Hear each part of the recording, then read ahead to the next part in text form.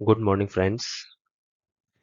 जैसा कि आपको मालूम है कि मैं ISO 27001 का पूरा पैकेज सीरीज बना रहा हूँ जो स्टूडेंट्स प्रोफेशनल्स और इंटरव्यूज की तैयारी कर रहे हैं उनके लिए। तो ये सारे टॉपिक्स हैं जो आपको स्क्रीन नंबर 1 पे विजिबल हैं। पॉइंट नंबर 7 जो है ये अभी इन प्रोग्रेस है। नेक्स्ट स्लाइड में जो आपको रेड कलर्स में विजिबल हैं, event logging and vulnerability management, ये दोनों न्यू टॉपिक्स हैं, मैंने रिसेंटली ऐड किए हुए हैं। और लास्ट में हम देखेंगे इंटरव्यूज के क्वेश्चंस कि क्या क्या ISO रिलेटेड ऑर्गेनाइजेशन में हायरिंग के लिए पूछे जाते हैं। A12 operational securities. A12 अभी हमारा करंट में रनिंग है। A11 और उसके पहले का जो भी क्लाउसेस हैं वो पहले मैं कवर कर चुका हूँ। लिंक आपको डिस्क्रिप्शन में मिल जाएंगे। अगर वो स्किप हुआ है you can check through my links. और अगर आपको कुछ भी डाउट्स है तो आप मेरा जो प्रेजेंटेशन है उसका आप स्क्रीनशॉट ले सकते हैं, स्नैपशॉट। तो ऑपरेशनल सिक्योरिटीज में टोटल 14 कंट्रोल्स होते हैं। Documented operational procedures 12.1, that means, अच्छा एक चीज और, ऑपरेशनल सिक्योरिटी आपको बाय नेम ही आइडेंटिफाइड है ये, कि ऑपरेशनल सिक्योरिटीज एक रफली आइडिया मैं आपको बताऊंगा कि ऑपरेशनल होता होता क्या है। जैसे आपको भी एक आइडिया हो ही गया होगा कि ऑपरेशनल मीन्स ये किससे रिलेटेड हो सकता है। ऑपरेशनल मीन्स हम लोग जो डेली वर्क करते हैं, जैसे हमारी रूटीन में कुछ ना कुछ डेली वर्क है, डेली टास्क है, तो वो हम लोग एज एन ऑपरेशनल उस चीज को कंसीडर करते हैं। वैसे ही हम ऑर्गेनाइजेशन रिलेटेड बात करें, सर्विसेज रिलेटेड बात करें, तो ऑपरेशनल मीन्स डेली का बैकअप हो गया, कुछ इंसिडेंट्स होते हैं उनको टेक केयर करना होता है, डॉक्यूमेंटेशंस है, plus testing and environmental test, जो भी चीज़ें हैं वो हम ऑपरेशनल सिक्योरिटीज में काउंटिंग करते हैं। तो पहला है इसमें 12.1 डॉक्यूमेंटेड ऑपरेटिंग प्रोसीजर्स। इसको हम लोग SOP भी बोलते हैं, that is standard operating procedures. हमारी ऑर्गेनाइजेशन में जो भी टास्क होते हैं उसका एक डॉक्यूमेंटेड बनाया जाता है जिसको हम लोग स्टैंडर्ड ऑपरेटिंग प्रोसीजर्स बोलते हैं। दैट मीन्स वो एक standard step step by step एक डॉक्यूमेंट है, उसी को हमें फॉलो करना होता है। चाहे वो इंसिडेंट मैनेजमेंट का हो, चेंज मैनेजमेंट का हो, कैपेसिटी का हो, या development testing and operational environments का हो, जो भी हो, वो प्रॉपर जो स्टेप बाय स्टेप, और ये अप्रूव्ड होता है हमारे कस्टमर से और टॉप मैनेजमेंट से। तो ये पूरा डॉक्यूमेंटेड रेडी होता है जो कि 12.1 में दिखाया हुआ है। फिर आता है हमारा 12.2 चेंज मैनेजमेंट। ये चेंज मैनेजमेंट में बहुत सारे क्वेश्चंस पूछे जाते हैं इंटरव्यू पॉइंट ऑफ व्यू से, कि चेंज मैनेजमेंट एक्चुअली रिक्वायर्ड क्यों है। तो चेंज मैनेजमेंट हमारा लिंक होता है इंसिडेंट मैनेजमेंट से। इंसिडेंट मीन्स कोई भी इंटरप्शन अगर हमारी IT सर्विसेज में आता है तो उसको मिनिमम इम्पैक्ट के साथ हम रिजॉल्व करते हैं, और उस इंसिडेंट को रिकवर करने के लिए हमें कुछ चेंजेस की ज़रूरत होती है। तो ऐसे इंसिडेंट्स ट्रांसफ़र होते हैं चेंज मैनेजमेंट के अंदर में। और इसका जो टिकट नंबर है वो C से स्टार्ट होता है। C का मतलब चेंज, और जो इंसिडेंट होगा वो टिकट नंबर स्टार्ट होगा IN से, या कोई कोई जगह पर I से भी स्टार्ट होता है। तो एक मैंने आपको बताया कि चेंज मैनेजमेंट जो इंसिडेंट मैनेजमेंट से ट्रांसफर होकर चेंज मैनेजमेंट में शिफ्ट हुआ है। और दूसरा जो चेंज मैनेजमेंट है that is our newly implemented change. For example, हमारे पास में न्यू रिक्वेस्ट आई है कि हाँ हमें एक सर्विस ऐड करानी है, हम एक न्यू सर्विस लॉन्च करने वाले हैं। तो उस पर्टिकुलर सर्विस में हमें ऑपरेटिंग सिस्टम इंस्टॉलेशन करना होगा, प्लस एंटीवायरस इंस्टॉलेशन करना होगा। और जो भी सर्विसेज हम प्रोवाइड कर रहे हैं उसका API अगर रिक्वायर्ड है तो API बेसिस पर हम उसको अपना सॉफ्टवेयर या एप्लीकेशन इंस्टॉल करेंगे। तो ये पूरा जो भी है प्रोसीजर वो हमारे चेंज मैनेजमेंट के अंडर में आएगा। That is system acquisition development वाला जो सिनेरियो है, that comes under change management. इसके कई फेजेस होते हैं। इसका चेंज मैनेजमेंट का मीन्स ये बहुत एक ब्रॉड चैप्टर है, ब्रॉड टॉपिक है। मैं इसका एक अलग से वीडियो बनाऊंगा और जो न्यू टॉपिक का जो सेक्शन है मैं उसमें चेंज मैनेजमेंट को ऐड भी कर दूंगा। और चेंज मैनेजमेंट पे इंटरव्यूज में क्वेश्चंस मस्ट होते हैं, मस्ट पूछे जाते हैं। नेक्स्ट है हमारा कैपेसिटी मैनेजमेंट। कैपेसिटी मीन्स किसी भी चीज का एक लिमिट। लिमिट अगर हम इसको हम टेक्निकल लैंग्वेज में समझें तो जैसे हमारा कोई एक सर्वर है या फिर नेटवर्क है, उस पे हमारी कुछ ना कुछ सर्विसेज रन हो रही हैं। तो वो जो सर्विसेज है उस पे कितने कनेक्शंस वो सर्वर कैटर कर पाएगा। अगर उसका जैसे हमने सर्विसेज का लिमिट डाला हुआ है कि 10,000 कनेक्शंस पर सेकेंड, और 10,000 से ज़्यादा अगर पर सेकंड कनेक्शन आने लगेंगे तो सर्विसेज वो समझ ही नहीं पाएगा कि मैं किसे किसे मतलब किसे रिस्पॉन्ड करूं किसे ना करूं। तो ऐसे सिनेरियो में हमारा जो सर्विसेज है वो हैंगिंग मोड में चला जाएगा, राइट। तो हर एक सर्विसेज का एक कैपेसिटी होता है, एक थ्रेशोल्ड होता है, जिसको हम लोग को एज एन कैपेसिटी मैनेजमेंट बोलते हैं। यस, कैपेसिटी मैनेजमेंट के ऊपर भी मैं एक अलग से टॉपिक बनाऊंगा। एक पूरा मतलब वीडियो बनाऊंगा मैं, क्योंकि कैपेसिटी मैनेजमेंट भी चेंज मैनेजमेंट से रिलेटेड है। तो जब मैं कैपेसिटी मैनेजमेंट समझाऊंगा तो उसमें एक छोटा सा सेक्शन में कैपेसिटी का भी डाल दूंगा, जो कि आपको बिल्कुल भी डाउट या प्रॉब्लम नहीं हो। ये हमारा 12.4 है। नेक्स्ट वन, इसमें separation of development, testing and operational environments. Separation of development, development की बात करें, UAT, pre prod and production, these are the three phases हमारे organisational IT services point of view से। टेस्टिंग, टेस्टिंग जैसा मैंने आपको बताया, UAT, user access testing. And third one is operational environment, मतलब ऑपरेशनल इन्वायरमेंट का मतलब यहाँ पे ना प्रोडक्शन से है। तो ये तीनों को कैसे कैसे डील किया जाता है इसका भी पूरा इस सेक्शन में समझाया हुआ है। 12.5 है कंट्रोल अगेंस्ट मैलवेयर। मालवेयर के बारे में आप आपको बाय नेम शायद आइडेंटिफाइड होगा कि मालवेयर होता क्या है। Malware is malicious software. तो मैलिशियस सॉफ्टवेयर का जो MAL है वो पहले से वो उठाया हुआ, और सॉफ्टवेयर का WARE पिक किया हुआ है। तो मालवेयर हमारा डिस्क्राइब हुआ है यहाँ पर। मालवेयर मीन्स कोई ऐसा सॉफ्टवेयर जो हमें रिक्वायर्ड ही नहीं है और जो ऑटोमेटिक इंस्टॉल हो जाता है, हम कोई और सॉफ्टवेयर डाउनलोड करते हैं उसके साथ में। तो उसके अगेंस्ट में कंट्रोल, इसके लिए हमें सिक्योरिटी पॉइंट ऑफ व्यू से हमारा एंटीवायरस हो गया।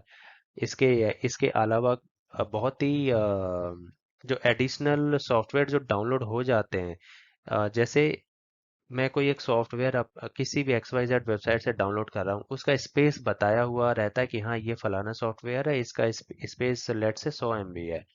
और इंस्टॉलेशन के टाइम में अगर मुझे कुछ एडिशनल MB डाउनलोड होता हुआ दिख रहा है तो वो दैट मीन्स आप बिल्कुल मतलब कॉशियस हो जाइए कि कुछ ना कुछ एडिशनल डाउनलोड हो रहा है। तो ऐसे ऐसे टाइम पर आप अपना डाउनलोड पॉज कर दीजिए, या आप अपना एक बार एंटीवायरस को अब चेक कर लीजिए कि कुछ उसमें थ्रेड्स डिटेक्ट हो रहे हैं क्या।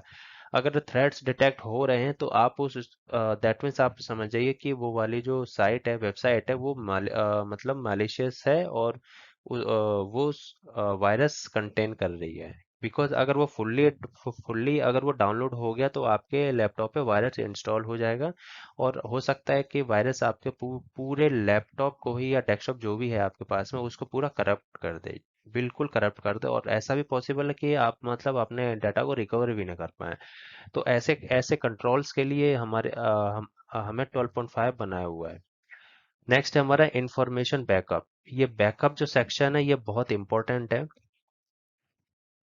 ये स्टोरेज टीम डील करती है हमारे प्रोडक्शन प्री प्रोड में, जो भी हम डेली डेली अपना टास्क करते हैं उसका बैकअप लेना बहुत मस्ट होता है। Because without backup we can not ensure that whether our data is correct. For example हमारा करंट प्रोडक्शन अगर किसी कारण से डाउन हो गया और कुछ किसी ऑपरेशनल में हमारे प्रॉब्लम आ गया, तो हम अ, वो डाटा बाई चांस करप्ट हो गया ऐसा बाद में ट्रबल शूटिंग के दौरान फाइंड आउट हुआ है, तो हम उसको ट्रबल शूट कर नहीं पाएंगे विदाउट बैकअप। तो ऐसे सिनेरियोज में हम क्या करते हैं कि -1 डे, जैसे आज अगर डाटा करप्ट हुआ है हमारा, तो -1 का जो डाटा है उसको हम रीलोड करते हैं उस पे, ताकि उसके फर्दर का जो प्रोसेसिंग हो पाए। तो बैकअप जो है वो ऑर्गेनाइजेशन पॉइंट ऑफ व्यू से बहुत इंपॉर्टेंट है। It is an must topic while if you are giving the interviews। 12.7 है हमारा इवेंट लॉगिंग। इवेंट लॉगिंग ये सिक्योरिटी ऑपरेशन सेंटर का का पार्ट है। सिक्योरिटी बेसिकली 3 पार्ट्स में डिवाइड होता है। पहला security operational, second security operation centre, and third one is इसको हम लोग बोल सकते हैं एज एन कंप्लेंट्स। तो कंप्लेंट्स में हमारा आता है vulnerabilities and penetrating testing. Security operation centre में आता है हमारा इवेंट लॉगिंग और ट्रैफिक मॉनिटरिंग। और सिक्योरिटी ऑपरेशनल में हमारा आता है जैसे एंटीवायरस प्लस डीएलपी और आईपीएस भी आप इसमें लगा सकते हैं। तो ये तीनों सिक्योरिटीज के पार्ट है। तो यहाँ जो डिस्कस हो रहा है ये 12.7 में इवेंट लॉगिंग मतलब सिक्योरिटी ऑपरेशन सेंटर का डिस्कस हो रहा है। हमारे पास कई सारे ऐसे सॉफ्टवेयर्स होते हैं जो इवेंट लॉगिंग को कैप्चर करते हैं, जिसमें से हमारा क्यू रडार है प्लस आर्कसाइट है। तो ये कुछ एक ऐसे सिक्योरिटी ऑपरेशन सेंटर्स के सॉफ्टवेयर्स हैं जो हमें इवेंट लॉगिंग में मदद करते हैं। और इसका जो बेसिक जो इसका पर्पस है वो यही है कि विद इन इंफ्रा हमारे जो भी सर्विसेज चल रही हैं और बाहर से जो भी ट्रैफिक लॉन्च हो रहा है हम उसको प्रॉपर मॉनिटरिंग मतलब कर पाएं। अगर वो हमें कुछ मिसबिहेव करता हुआ ट्रैफिक नज़र आ रहा है तो हमें पूरा का पूरा इवेंट लॉगिंग हमें हमारे आर्कसाइट जो कि सॉफ्टवेयर है या फिर रडार है या फिर एल्गोरिदम है हमें उस पे दिख जाएगा।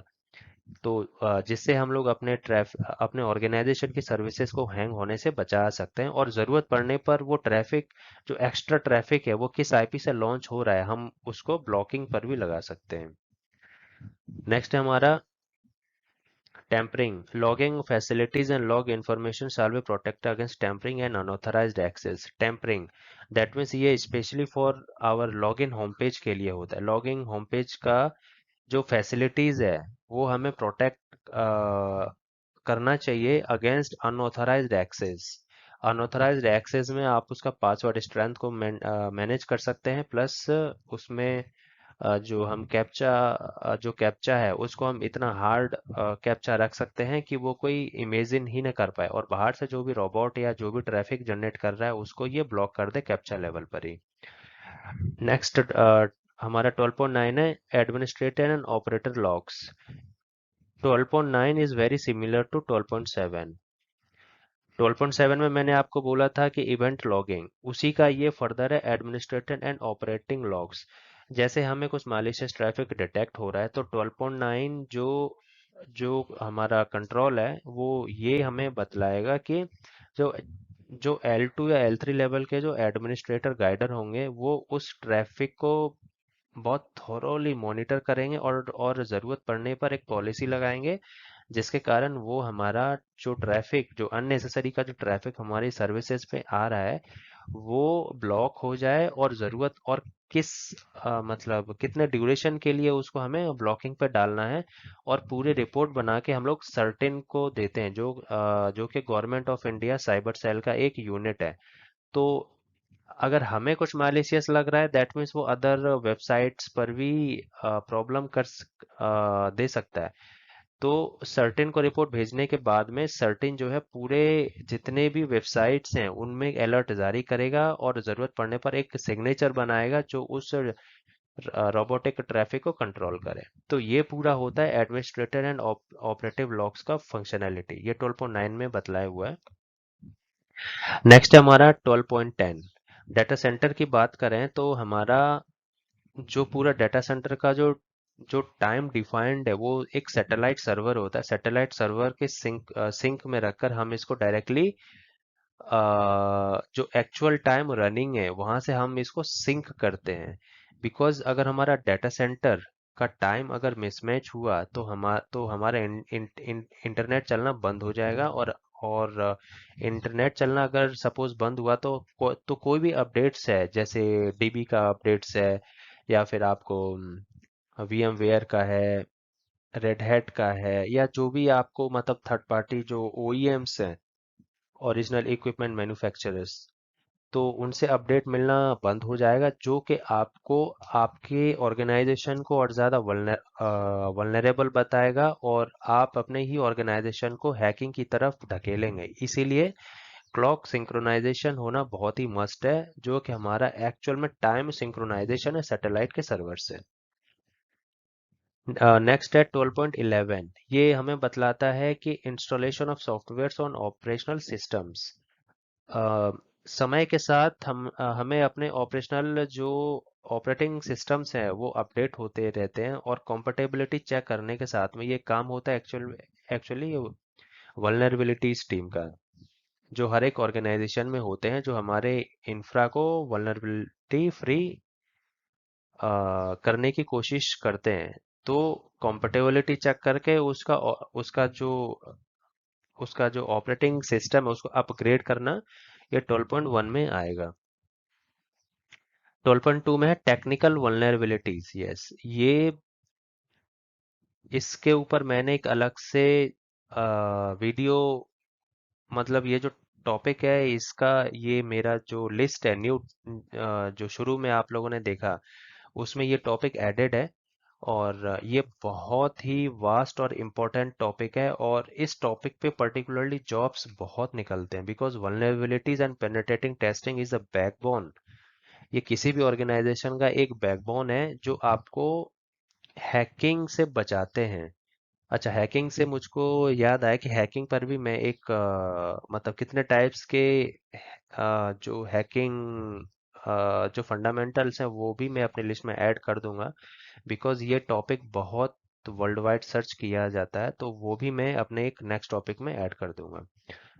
और नेक्स्ट है हमारा 12.13 रेस्ट्रिक्शंस ऑन सॉफ्टवेयर इंस्टॉलेशंस। 12.13 में रेस्ट्रिक्शंस, इसमें क्या रहता है कि जैसे ये पिछले वाले जो मैंने आपको बताया था मालवेयर, मालवेयर से कुछ कुछ सिमिलर है ये। जैसे हम कोई एक सॉफ्टवेयर डाउनलोड करते हैं और सपोज ये पूरा पैकेज है, हालांकि ये बहुत कम चांसेस होते हैं कि अगर हम कोई भी OEM के वेबसाइट से अगर हम कोई भी लेटेस्ट वर्जन या अपडेट्स डाउनलोड कर रहे हैं, तो जो है उसमें वायरस होने के चांसेस ज़्यादा हो नहीं। OEM के वेबसाइट से अगर आप डाउनलोड कर रहे हैं तो वायरस फाउंड के चांसेस ना के बराबर है, बिकॉज उनका भी वेबसाइट है और उनकी भी VAPT टीम है, तो वो लोग भी वायरस फ्री कंटेंट को ही अपनी साइट पर डालते हैं। तो लेकिन इन केस की बात मैं कर रहा हूँ, इन केस अगर कुछ एक मिनिमल वायरस भी अगर उसमें फाउंड होता है, तो ये हमारा जो ऑर्गेनाइजेशन का जो पॉलिसी है वो इसको रेस्ट्रिक्ट कर देगा। नेक्स्ट है हमारा 12.14। ये इंफॉर्मेशन सिस्टम्स ऑडिट कंट्रोल्स, ये हमारा जो भी security related, operational security related जो भी हमारे इंफॉर्मेशंस है उनको ऑडिट्स के लिए इनवाइट करेगा। फिर फाइनली अगर हमारा सब कुछ ठीक चल रहा है ऑपरेशनल पॉइंट ऑफ व्यू से, तो हम इसको ऑडिट भी करवा सकते हैं। ऑडिट भी मल्टीपल टाइप्स के होते हैं। जैसे पहला हमारा इंटरनल ऑडिट होगा, and then we will prepare a report and submit it to the client. Then finally client uh, invites the third party for audit purposes. तो फ्रेंड्स, ये सारे के सारे कंटेंट हैं ऑपरेशनल सिक्योरिटीज में जो बहुत इंपॉर्टेंट है। इसमें मैंने आपको बताया कि वल्नरेबिलिटीज का, और पीछे में एक दो टॉपिक्स और है, for example capacity and change management का। मैं ये जो दो तीन टॉपिक्स है मैं इनको अपने टॉपिक लिस्ट में ऐड कर दूंगा, और मैं उन पे वीडियोस भी बनाऊंगा। तो फ्रेंड्स, आपको मेरे कंटेंट में कुछ भी डाउट लग रहा है, अगर इश्यूज लग रहा है, अगर आपको समझने में प्रॉब्लम आ रही है, you can share your confusions or doubts on the chat sections, or share through on my email IDs, so that I can review and get to you for the resolutions part. Okay friends, thank you.